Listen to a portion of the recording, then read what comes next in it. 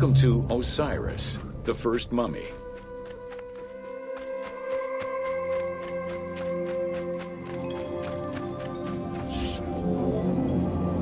The oldest mummies recovered date from the Old Kingdom, though Egyptologists believe that mummification was in use much earlier than that.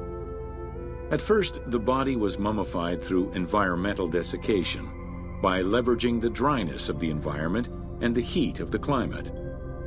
Early experimentations in mummification were conducted with the use of resin made from tree sap. Strips of linen were only used on some superficial parts of the epidermis of the hands or jaw.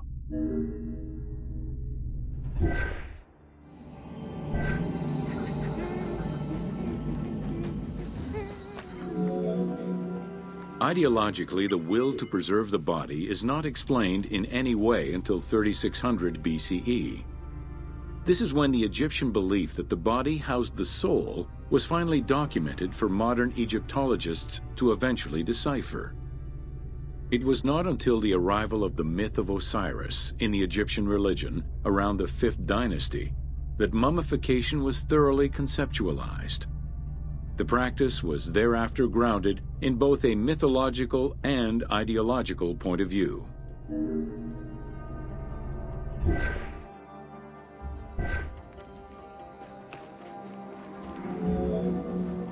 Osiris was mainly known as the god of the dead and the god of resurrection. The most well-known Genesis myth concerning Osiris is that of his dismemberment.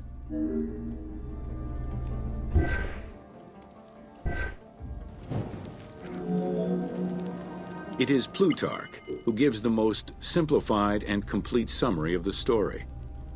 Within Egyptian mythology, Osiris represented the first king to rule Egypt. Jealous of his power, his brother Seth attempted to usurp his throne. After several unsuccessful attempts, Seth succeeded in killing his brother by dismembering him and scattering the pieces of his body all over Egypt.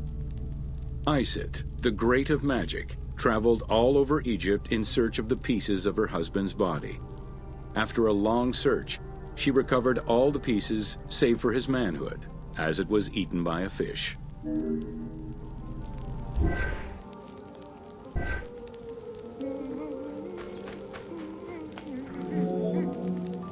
Isis then reassembled the body of her husband by binding it together with strips of linen.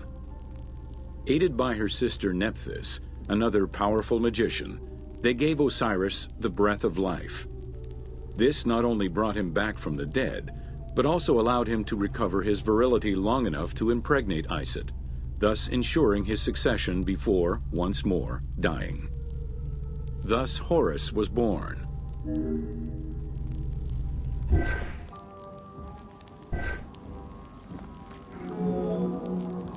The ritual used to bring Osiris back to life essentially depicts how he became the first mummy. It is why, on the sarcophagi of kings, we often find Isis and Nephthys represented as the magicians who restore life to the deceased.